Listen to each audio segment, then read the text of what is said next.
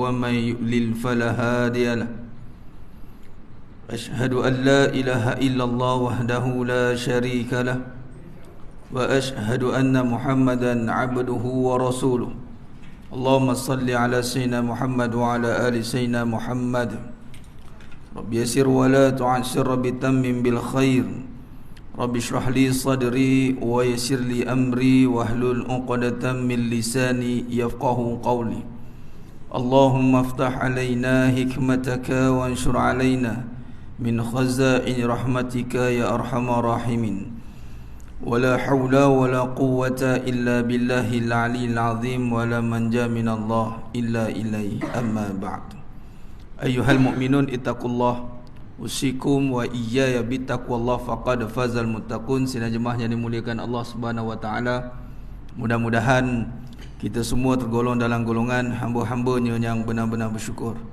Amin ya rabbal alamin. Alhamdulillah summa alhamdulillah ala kulli hal. Alhamdulillah ala kulli ni'mah. Pertama mula dan selama-lamanya merafakkan setinggi-tinggi syukur kehadrat Allah Azza wa Jalla di atas segala nikmat yang telah Allah kurniakan di atas kita, yakni nikmat iman, amal, ketaatan. Dan barang perlu kita ingat jemaah sekalian, Allah Subhanahu wa taala merakamkan dalam Quran kata-kata iblis dalam surah Al-A'raf ayat 17. Yang mana iblis ni telah berjanji dengan Allah Subhanahu wa taala, dia nak buat apa? Dia minta extend masa dia untuk mati, sebab dia tahu semua yang bernyawa kullu nafsin za'iqatul maut. Dia minta extend sehinggalah hari kiamat. Lama tu. Punya lama tu kejadian iblis ni wallahu taala alam bila dijadikan, wallahu alam. Memang lama lah. Jadi dalam lama-lama hidup tu buat apa dia sebenarnya tu? Tu kata tu. Kan, kita duk menung juga kan, lama ni, lama bila sesuatu benda lama ni, apa benda dia buat ni? Surprise. Tapi nak bagi tahu ni jemaah sekalian, di dalam Quran Allah rakamkan dalam surah Al-A'raf ayat 17, yang mana kata-kata iblis, summa la'atiyannahum min baini aydihim wa min khalfihim wa an aymanihim wa an syama'ilihim. Kemudian aku datangi mereka. Merujuk pada iblis. Dari hadapan mereka serta dari belakang mereka, dan dari kanan mereka serta dari kiri mereka. Apa iblis buat? Wala tajidu aktsaruhum syakirin. Engkau tidak akan dapati kebanyakan mereka bersyukur. Inilah kerja iblis yang telah dirakamkan oleh Allah Subhanahu wa taala di dalam surah Al-A'raf ayat 17. Dan ini disimpulkan menjadi perkara yang mana dalam perbuatan untuk membawa manusia ini agar derhaka atau kufur pada Allah Subhanahu wa taala itu adalah dengan cara membuat mereka tidak bersyukur. Ini modus operandi paling besar yang iblis lancarkan jemaah sekalian. Dia bukan buat orang tak solat, tapi dia buat orang solat tapi tak rasa syukur. Dia ada dua kategori yang solat alhamdulillah tapi tak bawa rasa, hudur hati. Hati itu tak hadir. Dia panggil bergentayangan hati dia, tergantung-gantung entah mana-mana pergi. Boleh jadi jasadnya di masjid, hatinya di luar, boleh jadi. Kita nak jasad di luar, hati di masjid. Tu boleh jadi.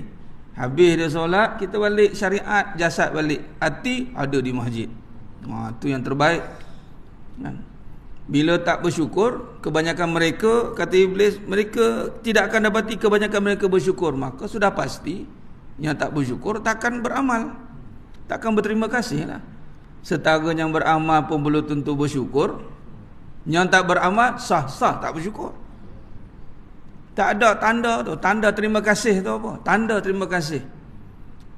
Kita datang rumah kawan atau saudara ke, disediakan semua siap.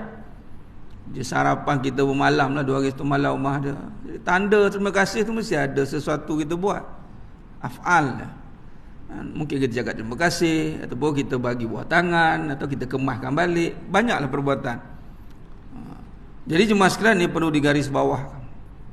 Hari-hari saya ingatkan diri saya dan semua jemaah. Sebab tu dalam mukadimah kita berharap mudah-mudahan kita menjadi hamba yang benar-benar bersyukur, dan ini menjadi kata kunci untuk kita mencapai martabat hamba Allah SWT itu tidak akan tercapai dalam perjalanan apa pun jemaah sekalian kalau tertanggal sifat syukur itu. Maka dia akan menjadi kufur. Syukur lawannya kufur. Cuma perbahasan kufur ni ada dua. Kufur yang dalam bentuk khafi, yang tersembunyi. Kufur yang jali, yang boleh membuat terkeluar daripada agama Islam. Dan tidak akan digandingkan perkataan kufur itu dengan sifat yang lain. Sebagai contoh, dia ni penyayang tapi kufur. Tak ada. Dia ni rajin solat tapi kufur.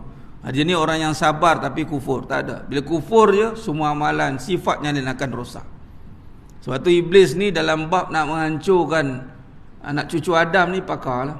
Dia tahu sebab dia bermula taat. Dia ahlul ibad. Dia ahli ibadah. Ahlul ibadah. Dia orang yang rajin ibadat jemaah sekalian.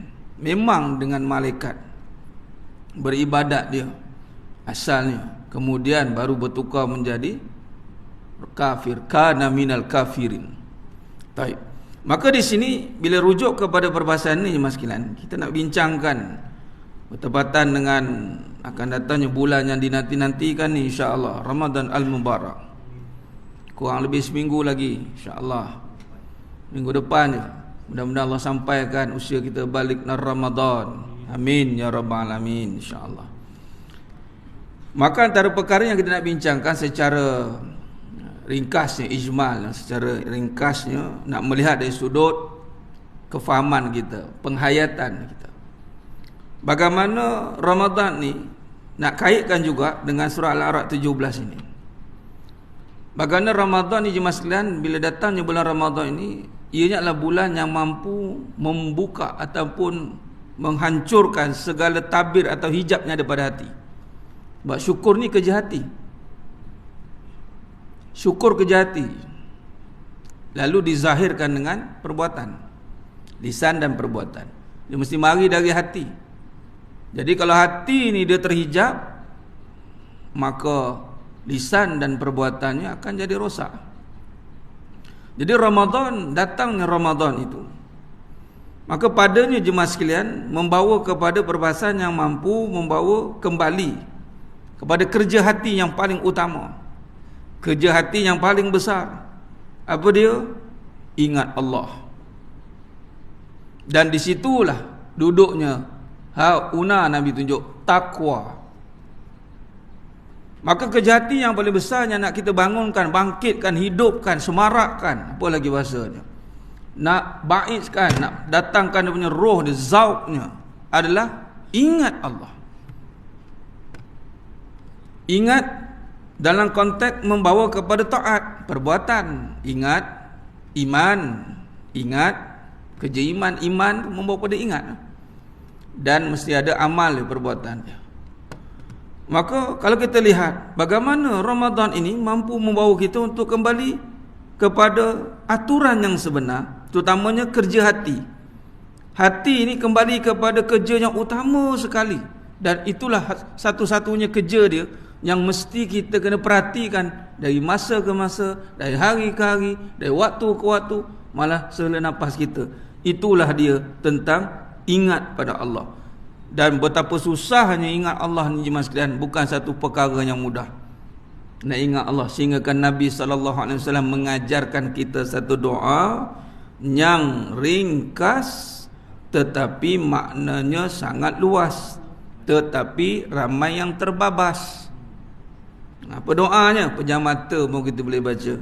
Allahumma a'inni ala zikrika wa syukrika wa husni ibadati.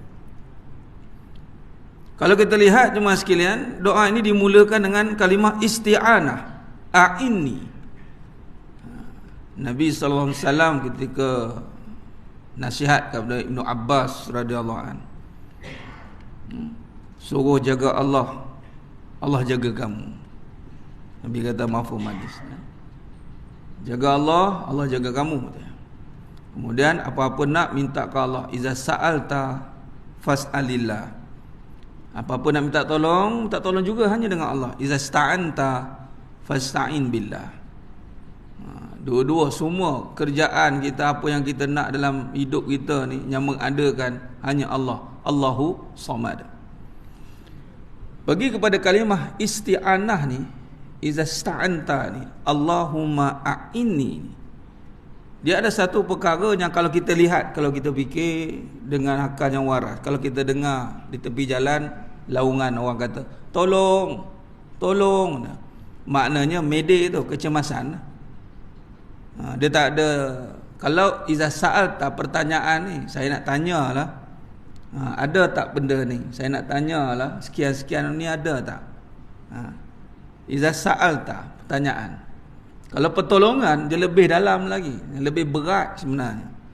Jadi yang pertama kita kena lihat di sini, Nabi SAW meletakkan, ingat Allah SWT ini bukan dengan diri kita, dengan pertolongan Allah. Kalau Allah tak bantu kita ingat, yang mana sifat manusia nasia, lupa, sampai kesudah kita takkan mampu ingat. Maka Nabi ajar doa minta tolong, ingat Allah. Bila ingat baru datang syukur. Allahumma inni ala zikrika dan wa syukrika, syukur. Hasilnya apa? Wa husni ibadati, ibadah dia akan disentiasa diperbaiki. Itu dah panggil soleh, islah. Ramadan kali ni makin bagus. Tang mana makin bagus? Tang puasa. Ya, kita dah 20 tahun puasa. Buat malu orang tak puasa. Siap boleh ke itu.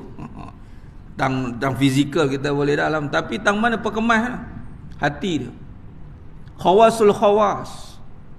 Imam Ghazali rahimahullah meletakkan puasa tingkatan yang sangat tinggi itu, khusus kepada yang mana hati dia dah tak sibuk dah. Hati dia dah tak sibuk lah tentang dunia.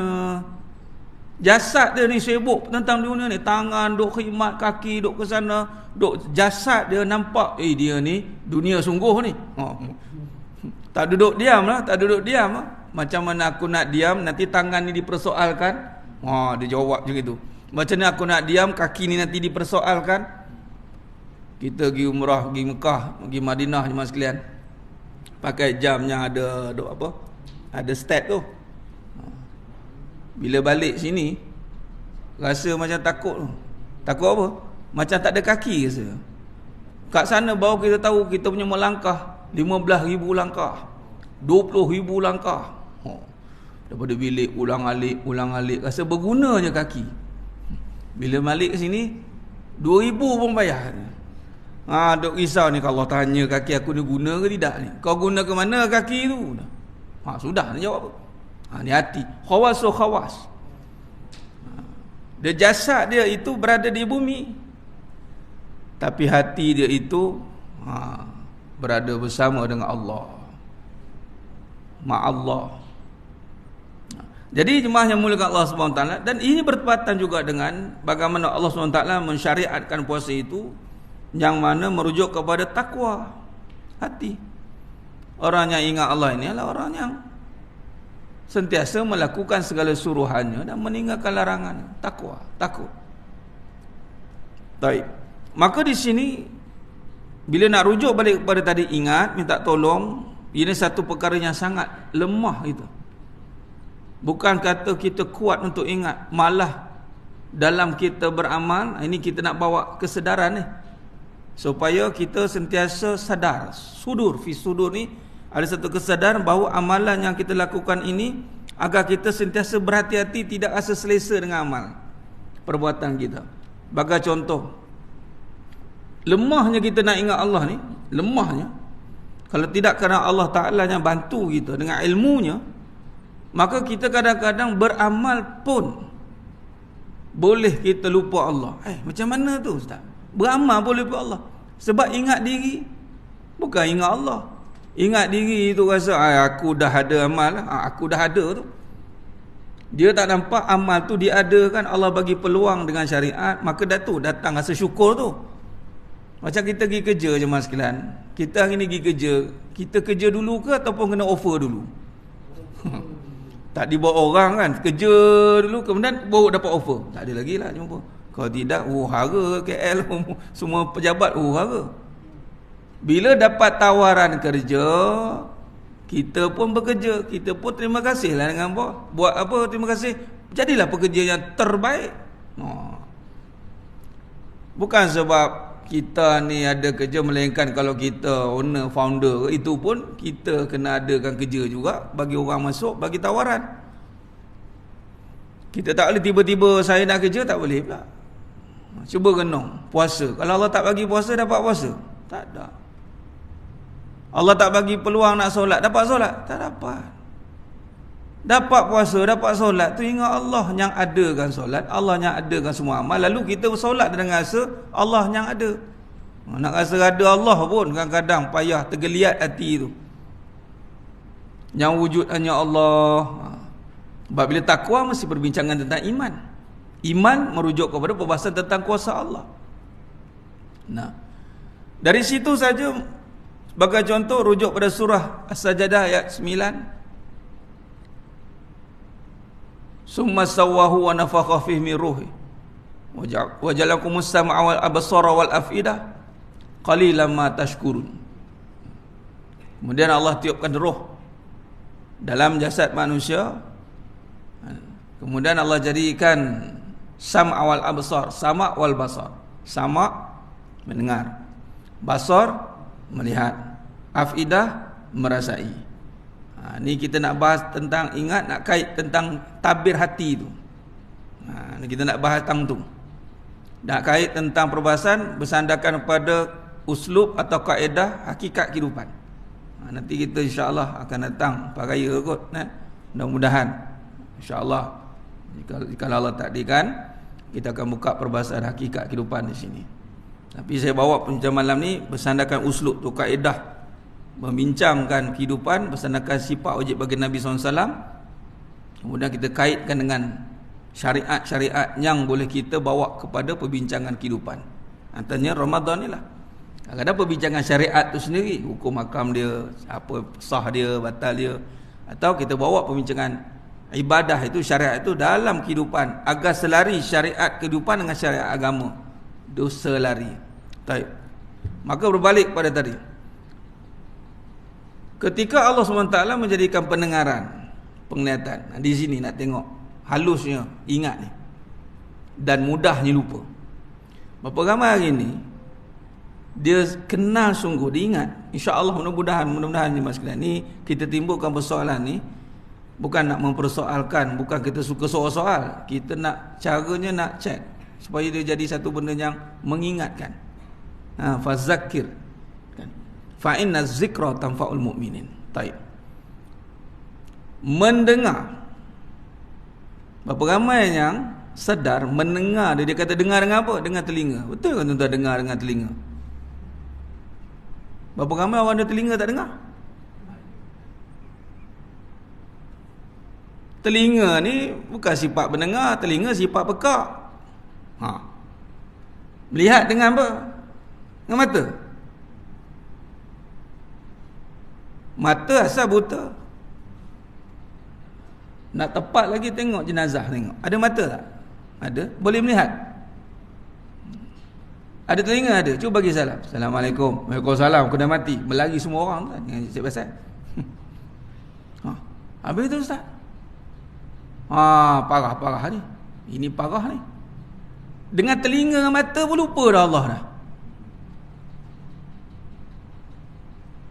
Dia berasa, sedangkan sifat itu diterjemahkan pada diri, yang mana berasal kita mati. Melihat itu bukan dengan mata, dengan sifat Allah yang maha melihat, yang memberikan penglihatan, sifatnya pada mata manusia itu. Sebab itulah pergi jumpa doktor mata, kita kumpulkan semua pakar doktor mata, kita pun tanya, doktor, di manakah letaknya penglihatan? Oh, berat nak jawab, kata, aku tak jumpa lagi soalan ni. Di retinanya kah? Di saraf optiknya kah? Katanya. Kau datang sini nak buat apa? Saya nak tanyalah doktor, kalau melihat dengan mata, di manakah letaknya penglihatan?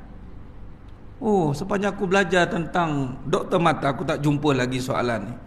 Yang aku belajar organ pada mata, syariatnya itu digabungkan, baru boleh nampak. Itu pun boleh tentu boleh nampak. Pergi pula doktor telinga, tak berhati, pergi jumpa doktor telinga pula. Doktor kata, di manakah letaknya pendengaran? Di telinganya kah, di cupingnya kah, di gendangnya kah? Jadi doktor pun tersentak. Ya tak ya juga. Selama ni kita menguruskan organ pendengaran, tapi pendengaran tu sendiri duduk kat mana? Dia budak-budik. Ni soalan ni jangan macam-macam. Ustaz tanya soalan macam ni. Ni bukan soalan macam-macam. Ini nak kait dengan Quran, dah ingatlah ni. Ini belum tanya lagi perasaan, afidah merasai. Boleh rasa sayang, boleh rasa sedap, boleh rasa nikmat. Ingat siapa? Ingat makan. Sedap betul lah. Dia ingat makan. Makan tu yang sedap. Siapa yang bagi merasai? Apa ramai orang yang ada mulut, ada rasa, tiba-tiba dia tak boleh nak merasai nikmat sedap. Boleh? Boleh. Hilang rasa. Ada seorang jemaah di Paya Gombak, Kampung Gombak tu. Dia Allah takdirkan ini memang lalu kena penyakit, tapi cure, Allah sembuhkan. Penyakit bukan kecil-kecil, kanser saja. Allah. Dia sendiri cerita, satu kali kena tu kanser tu, dia buat kemo. Kemo dia tu sampai hilang diria masin. Bila hilang diria masin pada lidah, dia makan apa pun tak rasa. Dia kena bawa masam, limau dalam poket. Bau dia rasa masam. Duk kita kata sedap-sedap, Allah bagi sedap. Dia pun cakap, Ustaz dah pernah hilang rasa masin? Boy. Saya tak pernah lagi. Main sini saya nak tolong bahaskan apa itu sedap. Apa je sedap tu bila Allah bagi nikmat pada lidah tu balik.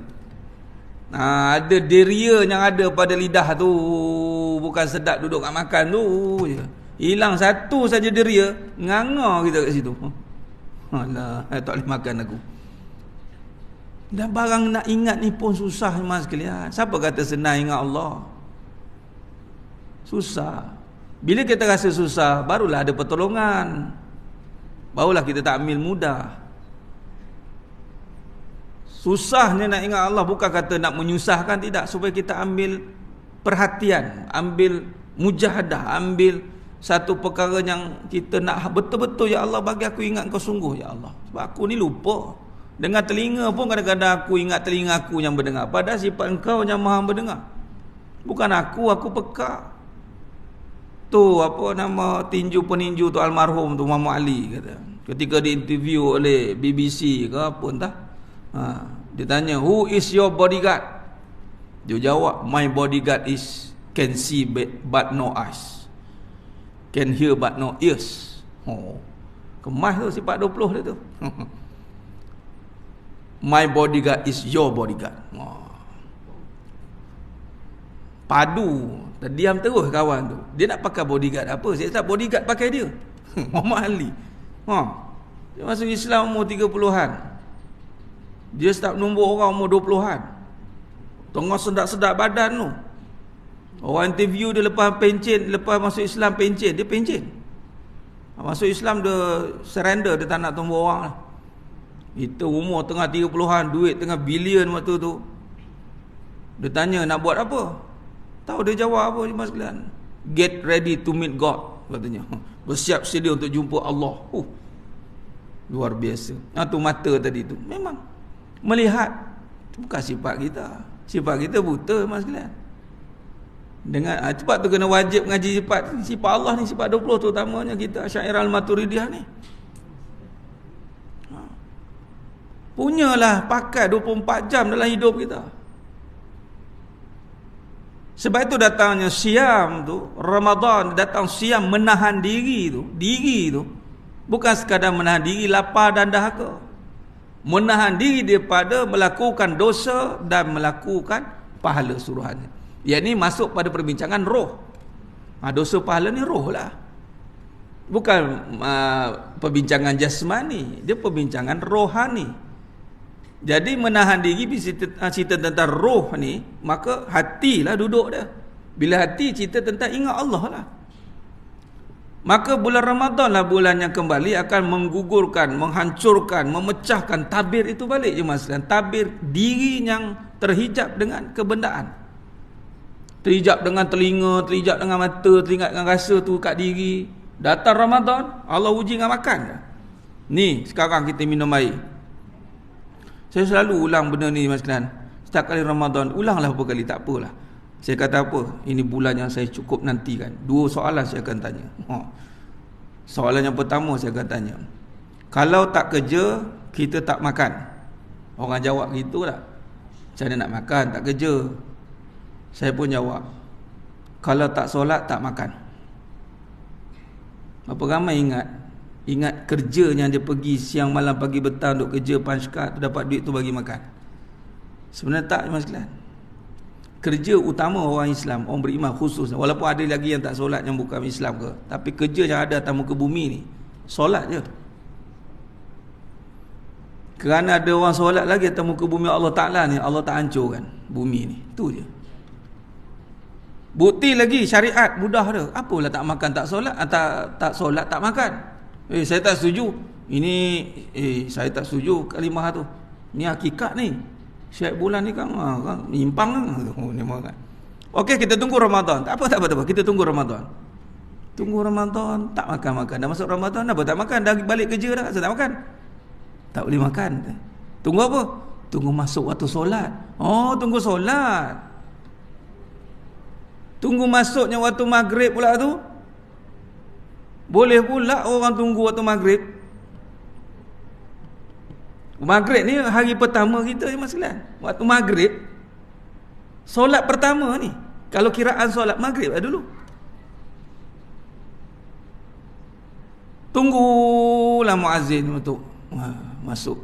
Dia duk faham azan padahal waktu solat. Sekali muazzin tersolat, terazan awal, nyaya kan. Dah azan. Bukan azan, masuk solat. Dia tunggulah masuk waktu solat. Makanlah. Tak makan. Di sini datangnya kenyataan. Kalau tak solat, tak makan. Datang hakikat dia balik. Bersandarkan syariat. Betul lah syariat tu tak solat, tak makan lah. Allah tak syariatkan buka waktu lain. Allah syariatkan buka waktu solat. Kelang kabut kita. Okey, nak buka ni. Okey, kita solat. Okey. Pada masa yang sama. Kenapa tak buat waktu sebelum tu ke, setengah jam sebelum tu ke? Kan senang, betul tak? Kalau lah contoh kan jangan duk potong kat sini pula kan. Cakap lain pula. Buka setengah jam awal ke. Contoh ke bagi. Kenapa? Patutnya tak payahlah buka time itulah nak solat, time itulah nak makan. Kan bayar. Buatlah sepakat ke kata sejam awal maghrib ke. Kan lepas asar tengah-tengah tu lapang sikit, tak kacau solat. Ini tu jam nak solat, itu jam nak makan. Nak bagi tahu kali ini syariat kehidupan ditentukan oleh syariat Allah. Sebelum ni kita tak nampak lah kot. Mungkin syariat hidup ni kita pun nampak. Kalau tak kerja tak makan, kalau tak solat pun tak apa. Oh, pendongat nangis dia bercakap, tak apa. Nyarilah Allah buat solat Ramadan, puasa Ramadan. Kalau bantai puasa sepanjang tahun tuan, tengok macam mana. Aku gitu. Makna kata betul.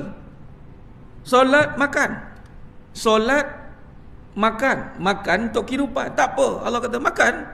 Tapi yang bagi makan aku. Bukan kerja kamu. Mak-mak pun jawab juga. Ini kalau aku tak masak, kau tak makan tau. Aku yang bagi kau makan ni. Ketung-ketang kat air apa tu. Tak ada mas sekalian. Di situlah datangnya juga bila nak minum. Di sini kata tabir hati ni, hati. Sekarang ni kita tengok air ni, aku haus lah.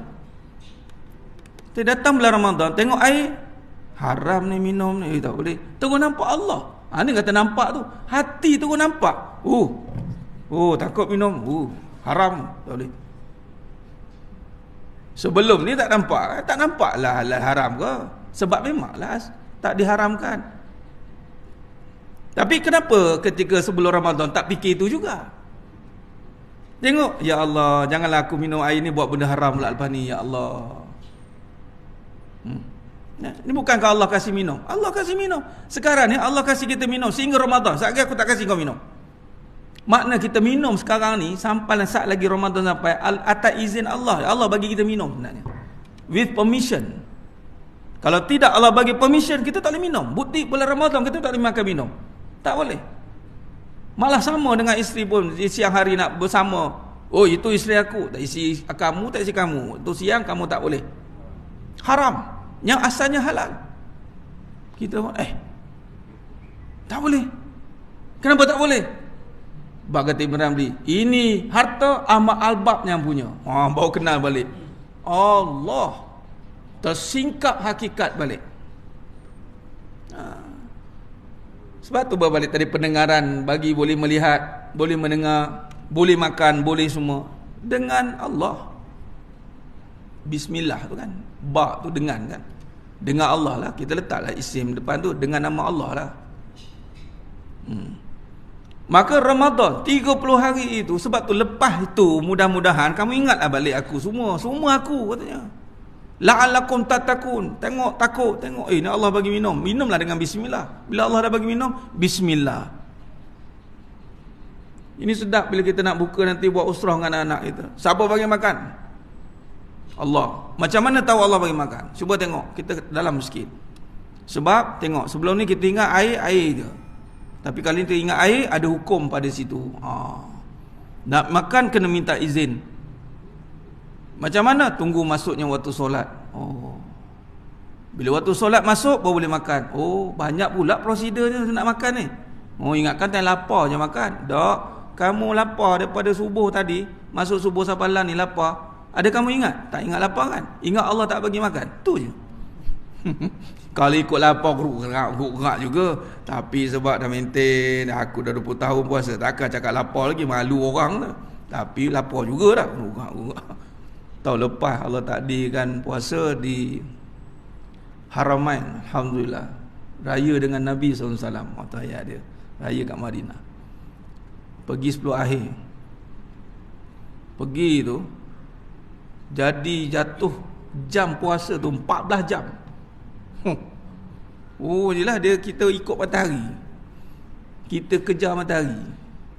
Macam gitulah. Dia tambah. Kita pergi dah malam ni dan kokok dah sampai-sampai saat pergi buka dak. Pagi balik. Allah, pagi balik. Sampai-sampai pagi balik. Ini boleh musafir ni boleh buka ni. Datang tu kan. Betul lah tu. Tapi nak rasa juga macam mana kita rasa. Lapar. Ni diri kita ni nak makan tapi ada hukum kat situ. Memanglah dibolehkan. Di situ pun hukum lah. Kita mula berfikir hukum. Rupanya hidup ni hukum. Iya. Semua soal hukum. Bukan menghukum ya. Kita kena ikut hukum, jangan suka menghukum. Hukum mesti ikut hukum, menghukum jangan. Itulah para ulama majlis fatwa kan. Kalau nak menghukum tu tidak dihukum, diminta musyawarah baru keluar hukum. Dia tidak begitu terus keluar hukum, tidak. Baik mas sekalian. Maka di sini jelas bertepatan dengan ingat Allah tadi, bertepatan dengan takwa, benar-benar membuka kembali tabir hati yang terhijab dengan diri yang mana? Yang membawa kepada kebendaan. Diri yang hanya kita bergantung, kita ingat makan minum, mendengar ni dengan diri kita. Tidak. Dengan yang menjadikan kita. Kita ada pencipta yang Allah, Khalik. Kita makhluk, yang hambanya. Maka Allah berikan kelebihan juga pada manusia. Padanya ada segala amalan. Lebih kita. Malaikat ada, Allah tak bagi malaikat. Allah bagi amalan just straightforward dia satu-satu je. Kalau tawaf sampai habis. Dan malaikat tasbih tahmid. Manusia sebab itu jemaah sekalian, manusia ni kelebihan bila kita dah menahan diri kita daripada lapar dahaga, menahan diri kita daripada lupa Allah. Itu yang paling penting tu. Tahan diri daripada lupa, jangan lupa. Tahan diri itu supaya tak lupa Allah. Kena ingat Allah. Maka lepas kita tahan menahan daripada apa gangguan nafsu. Nafsu ni membawa pada kebendaan. Nafsu ni cenderung kepada keduniaan. Nak tahan tu. La tulhikum amwalukum wa auladukum an zikrillah. Orang beriman, jangan sampai harta kamu, anak kamu melalaikan daripada ingat aku. Jadi kita nak tahan. Nak tahan diri daripada tidak melupakan Allah. Maknanya kerja kita ni, sedari kita napas sampai kita berhenti napas di dunia, sambung napas nanti di sana. Hampa berhenti kat dunia dia, sambung balik kat sana, kat barzah balik. Bernapas balik. Tengok-tengok, welcome to barzah. Allah, barzah dah katanya. Oh, ingatkan mati tegur dah. Dah, sambung balik napas katanya. Sedari kita bernapas sehingga kita berterusan napas, sampai bila-bila kita nak faham tentang membawa pada ingat Allah, tak nak lupa. Atau pada ghaflah tu, lalai. Maka datang syariat puasa ni, bila Allah bagi balik yang zahir pada badan nafsu ni, yang boleh kawal makan minum ni, Allah larang kat situ je. Kat situlah zahir tanda-tanda kebesaran Allah. Sebab itu lepas Ramadan, Aidul Fitri, fitrah balik pada fitrah. Balik ke mana? Balik ke Allah lah. Surah Ar-Rum ayat 30. Balik kepada Allah, menghadap balik Allah. Sebab tu takbir, Allahu Akbar, Allahu Akbar. Itulah kerja manusia. Wa rabbaka fakabbir, membesarkan Allah. Baik, bagi laluan azan.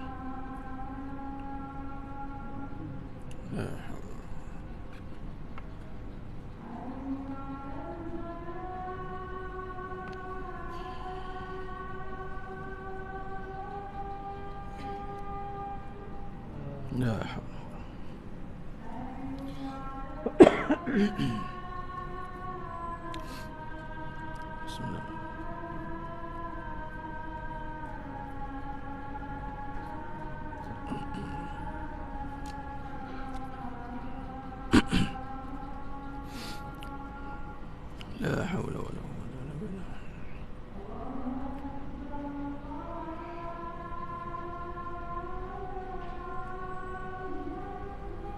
Allahu akbar.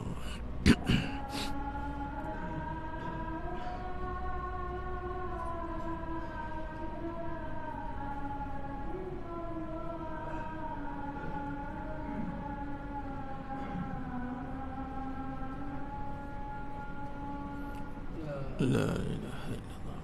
Allahumma rabbana wa ba'as maqama mahmud rizqan innaka la tukhliful mi'ad.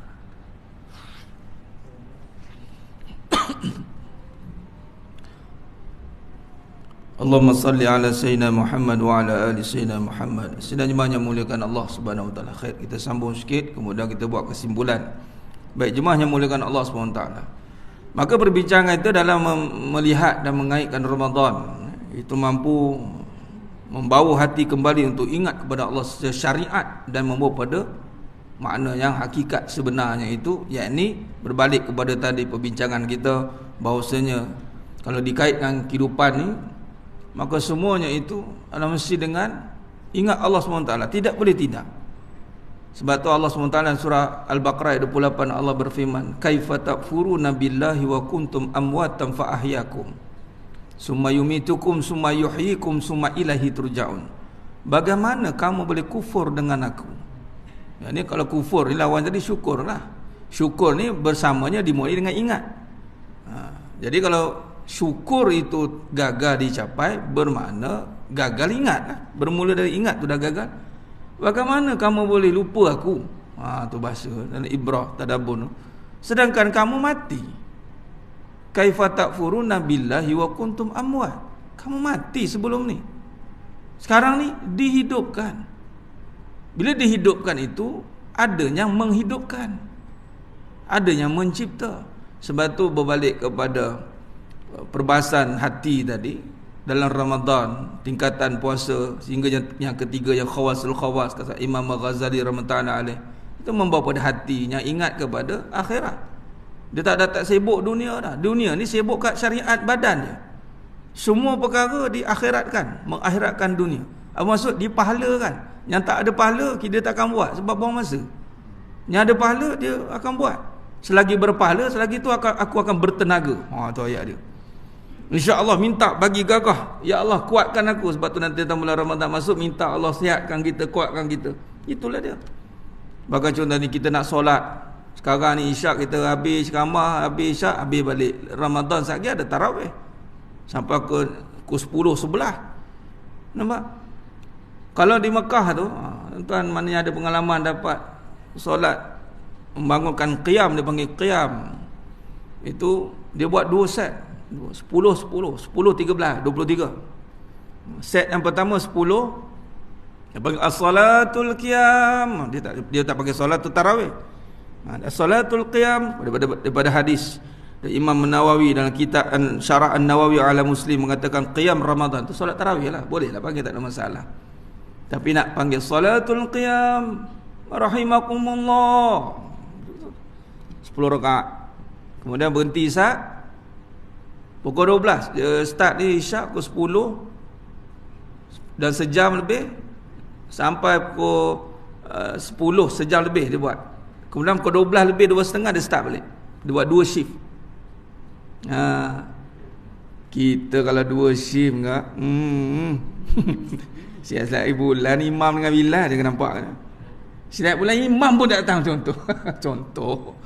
Tapi nak balik tenaga tadi ramai juga, ya Rabbi. Sebab apa? Yang pertamanya iktikaf je. Memang sana iktikaf tu nak dapat sah tu memang dah cop terus tuan-tuan. Dia bentang jadah dia dah terus. Style iktikaf sana memang tak keluar. Iktikaf di sana tak keluar. Baik.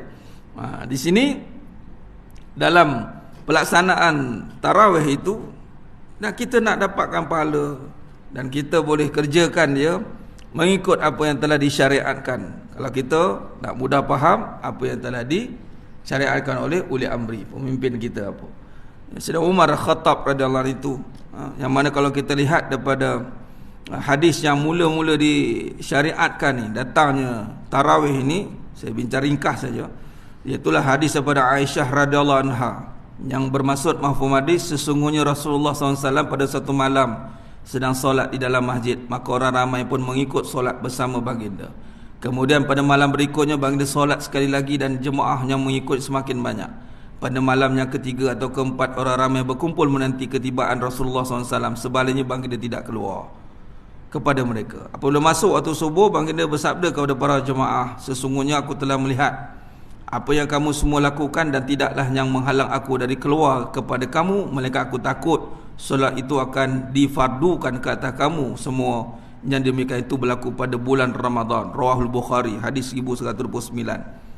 Satu hadis yang datang bulan Ramadan Nabi solat malam. Di sini tak cerita rakaat berapa, tapi Nabi start solat dan ramai ikut. Kemudian dan ramai ikut, Nabi hari ketiga keempat tu Nabi tak buat di masjid lah, tunggu. Kemudian Nabi pun beritahu, kalau Nabi buatlah setiap malam, difardukan jadi berat, menjadi berat. Difardukan, makna fardu ni berat lah, difardukan. Taib. Maka daripada sini jemaah sekalian, nak ditekankan, Al-Imam Nawawi rahimahullah mengatakan bahawa dia dua tata cara. Yang pertama, dan dibolehkan solat tarawih itu dilakukan secara bersendirian dan juga berjemaah. Dua kaedah kita tengok, dua jemaah ke bersendirian. Dan kita telah pun melalui fasa yang dulu, masa PKP kan, ada yang bersendirian kat rumah, berjemaah dengan keluarga pun ada. Ni semua ni imam-imam pencen lah ni, imam-imam yang dah resign dulu ni. Dulu ni semua imam tarawih di rumah masing-masing dulu. Allah Akbar. Dan boleh juga secara berjemaah. Dan berkenaan yang mana yang lebih afdal, antara keduanya terdapat dua pendapat yang masyhur sebagaimana yang disebutkan oleh musannif dalam kitab Imam Nawawi rahimahullah, dan diceritakan oleh majoriti Asy-Syafi'iyah yang sahih secara sepakat oleh asbab secara berjemaah itu adalah lebih afdal. Dalam Majmu' Syarah Al-Muhazzab Al-Nawawi, maka jemaah afdal tu lebih baik. Okey, maka jemaah yang muliakan Allah Taala, di sini nak tekankan juga yang sebaiknya macam mana, tunggu sampai imam habis. Biasalah imam buat apa nanti, kita nak bahaskan rakaat di sini. Yang mana ada satu hadis daripada matan hadis pada Abu Zar Al-Ghifari radhiyallahu anhu berkata, radhiyallahu anhu, bahawa Rasulullah SAW bersabda, innahu man qama ma'al imam hatta yansarif kutiba lahu qiyamul lailah. Ni tak kisah berapa rakaat nanti yang dilakukan oleh masjid. Kalau kita Selangor dah digezetkan dah kan, buat 20, ni masjid lah. Kemudian ada perbahasannya. Cuma nak bagi tahu, ini satu kadang-kadang sangat rugi. Sangat rugi apa? Bila habis kata buat 8 ke, buat 20 ke. Biasa kau buat 20 tak 8, ramai pergi. Satu kerugian besar yang mana? Daripada hadis ni mengatakan, sesiapa yang berdiri bersolat tarawih bersama imam sehingga imam beredar, dituliskan baginya ganjaran orang yang qiyam semalaman, ataupun seumpama bersolat sepanjang malam tu solat tu. Ni kita kena azam, ni yang terbaik ni. Jemaah sekalian, ni kita nampak pahala, nak kena tenaga lah. Dan setakat hari ni kalau saya tengok di Mekah tu memang takkan orang balik lah. Dia tunggu sampai imam habis. Tunggu sampai imam habis. Ustaz, penat Ustaz. Dia bukan soal penat tu, dia soalnya itu adalah mujahadah tu. Ni yang terbaik. Kaifiat melaksanakan qiyam Ramadan. Qiyam ni solat malam Ramadan. Kalau bersama imam, kita start jemaah dengan imam, doa lah. Start daripada kita start imam, ya Allah bagi aku tenaga boleh habis bersama dengan imam sampai witir habis. Kalau kita berjaya habiskan malam itu bersama dengan imam, dicatatkan pahala malam itu. Sekiranya tertidur-tidur lah kita letih, pahala qiyam juga dia. Allah Akbar. Katalah 30 hari kita dapat bersama imam. Allahu Akbar. Jemaah sekalian, ini kita nak rebut peluang pahala sepanjang malam tu. Yang mana pahala qiyam Ramadan itu, yang mana barang siapa yang membangunkan malam Ramadan itu dengan iman dan wahtisaban, maka keampunan bagi dia. Jadi yang terbaik jemaah sekalian kaifiatnya. Secara bersendirian atau berjemaah. Kadang-kadang nak witir bersendirian. Sayang.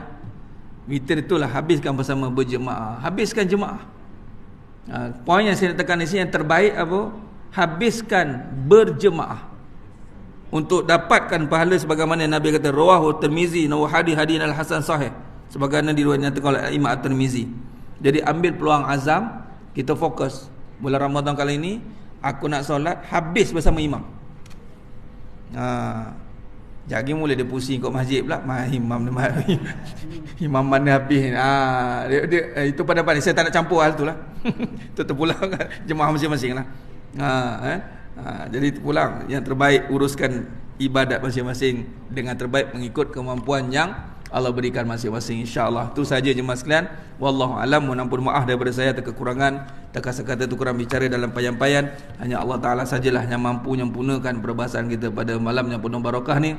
Mudah-mudahan Allah anugerahkan, Allah sampaikan kita dalam bulan Ramadan dengan persiapan yang benar-benar mempersiapkan diri kita sebagai hamba-Nya dan mendatangkan kita dengan keadaan yang benar-benar diterima oleh Allah SWT sebagai Ramadan yang terbaik kali ini. Amin ya rabbal alamin. Aku qouli hadza wa astaghfirullahalazim li wa lakum wa billahi taufiq wal hidayah. Assalamualaikum warahmatullahi wabarakatuh. Tangguh dengan tasbih kafarah dan suratul asr. Subhanakallahumma wa bihamdika asyhadu an la ilaha illa anta astaghfiruka. Bismillahirrahmanirrahim. Wal 'asri innal insana fi khusr. Allazina amanu wa amilus solihati wa tawassaw bil haqq wa tawassaw bis sabr. Wallahu a'lam.